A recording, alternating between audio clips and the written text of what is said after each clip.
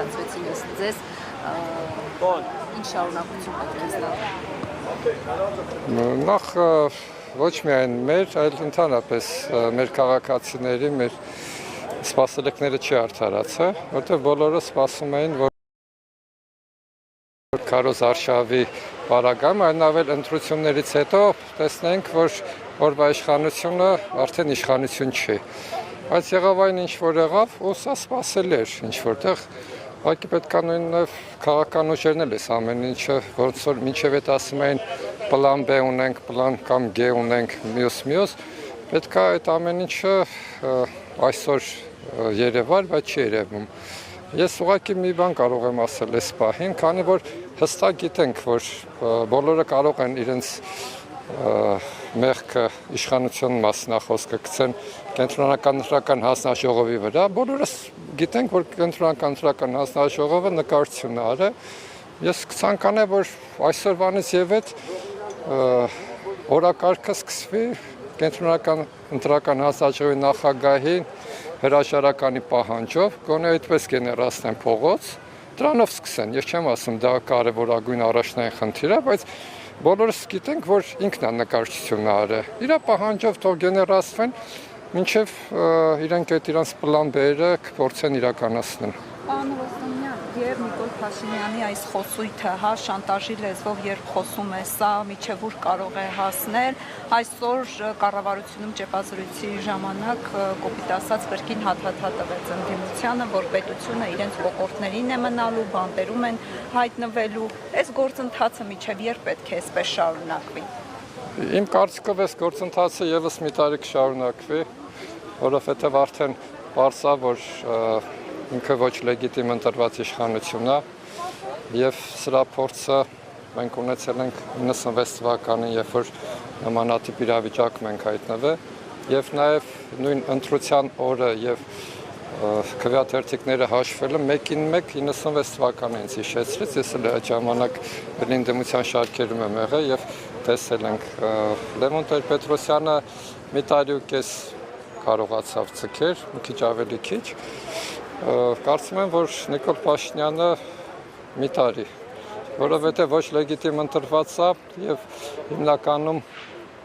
հնարավորություն կունեն, եթե իհարկե փողոցապայքարը շարունակվի, այսօրվա սրբազանի կոչենց դրան էր վերաբերվում, ուզում եք վերցրեք մանդատներ, ուզում եք մի վերցրեք, բայց պետք է փողոցը գեներացվի։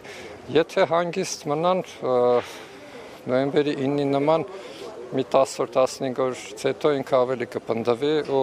նույն ռեպրեսիաները կշարունակի եւ ելի կմնա 5 տարի։ Պետք է ուղղակի փողոցային պայքարը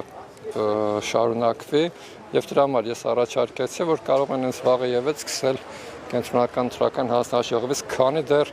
ամսի 14-ին նոր նկարչություն չեն հայտարարել։ Միտումներ տեսնում եք, որ փողոցային պայքար կարող է սկսվել, պարոն Ռոստոմյան, այս պահին։ Ես չեմ կարող ասել, երևի պետք է այդ ամեն ինչը ընդդիմության ղեկավարներին հարցնել, որովհետև նախ չգիտեմ ինչ քննարկումներ են իրենց մոտ լինում, որպեսզի հստակ ինֆորմացիա ունենալու պարագայում վերլուծեի, բայց այս պահին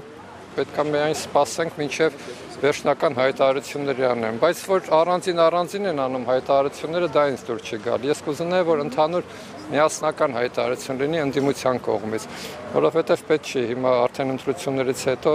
վաճառի ընտրեք համար էս ինչին համար են, հիմա արդեն ընտրությունը եղավ ավարտվել է եւ պետք է ուղղակի միասնական ընդդիմադիր պայքար մղեն, որպեսզի կարողանան իրոք ազատվեն, որովհետև այսօր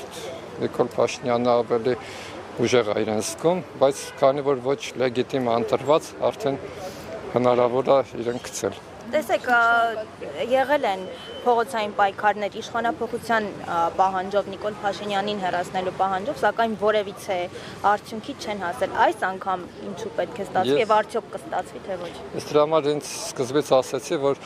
արդեն այս ընտրությունները ցույց տվեց, որ բավական ընտրախախտումներ եղել եւ ինչ է լինի ամսի 14-ից հետո ինքը ոչ լեգիտիմ իշխանություն է լինելու։ Այսինքն, եթե չկարողացան 2001 թվականին ընդդիմությունը բերեր այն դաշտ, որ